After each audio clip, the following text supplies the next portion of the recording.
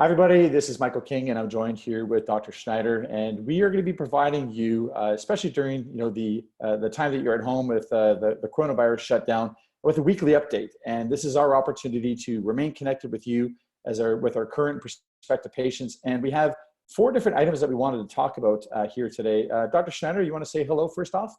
Hi, everybody. I hope you're all home and safe and protecting yourself against this pandemic that we're experiencing right now.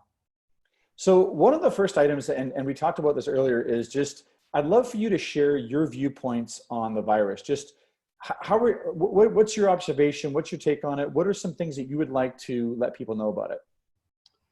Well, I have some particular insight in that my son-in-law is an emergency room doctor in New York City. So wow. Some of the things that have been in the media early on, he points out to me, are just not true. You know, early on, people were saying that the young people were not affected, and that is definitely not the case in his emergency room. And you know, as we know, younger people tend to feel more immortal and more invincible, about what's going on. And I just want to take a second to point out that this is affecting everybody. And even though maybe young people don't have as high mortality rate, what they're seeing is permanent scarring of the lungs that is going to last the rest of their life. So this is a serious thing, and we still are learning about it, how easily it's transmitted. And in my viewpoint, I think that everybody should assume when they go outside of their own home that everybody they come into contact with is infected, and they should act accordingly, meaning keeping the social distancing. I personally recommend that everybody should wear a mask, and you should be very diligent in hand hygiene, not touching your eyes or your nose or mouth. I think it's really important to follow these guidelines at this point. Especially because a lot of people could be asymptomatic and not, experiencing or showing any of the symptoms, but yet still be highly contagious.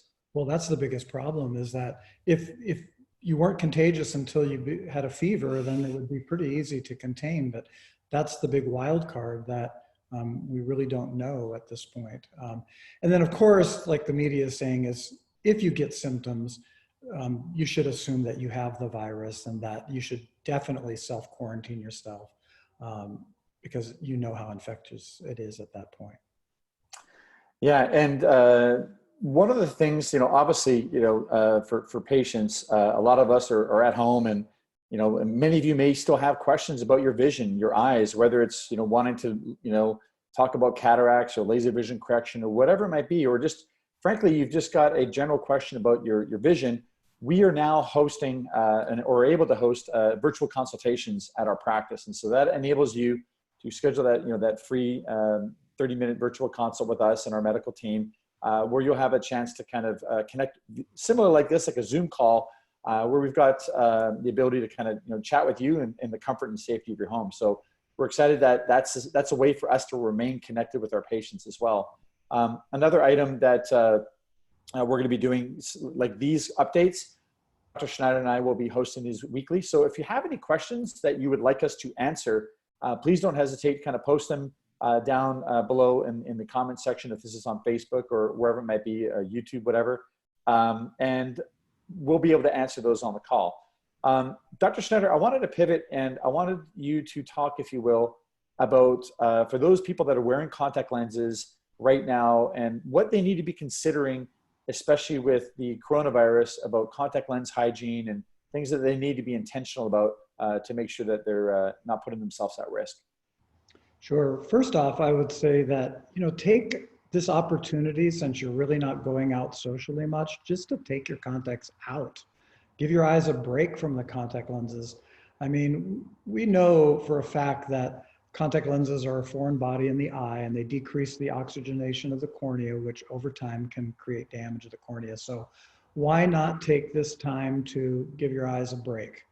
Now, if you can't do that, or if you don't have backup glasses, I'd really recommend that you really pay attention to hygiene. I mean, sterilize the contact lenses, really make sure that you disinfect your hands thoroughly before touching the contact lenses and touching your eyes, because We do know that this virus can be spread through contact with the eyes. So if you happen to touch something and then put your contact lens in your eye, you could infect yourself this way. So my advice is just get out of the contacts right now. That would be the safest thing to do. Move to glasses. Yeah. Anything that you wanted to mention just about the state of California and kind of where things are at and what you're sort of seeing is going to be going on the next few weeks? Any observations you want to share there? So in California, we're locked down to kind of shelter at home until the end of April.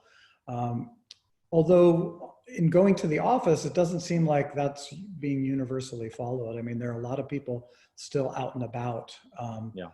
So we'll see what happens. Hopefully, you know, our numbers will peak in the next week or so, and then we'll start to see a flattening and a downward spiral of the numbers.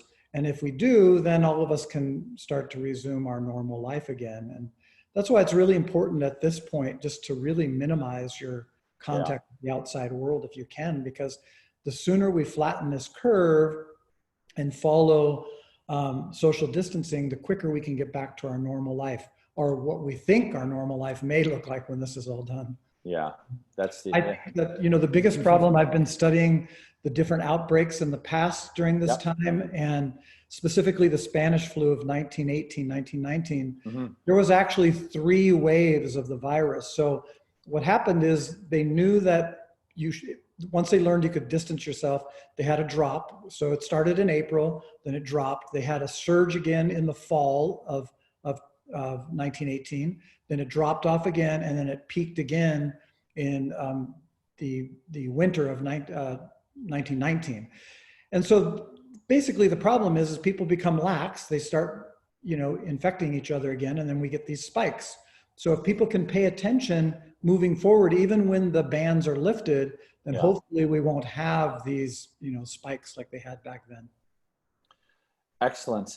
We hope you found value in this today. We're there to hope, be able to provide you content and regular updates. Again, if you have any questions just about anything you'd like Dr. Schneider or I to answer, please post them below. Dr. Schneider, I'll give you the last word. Any final comments?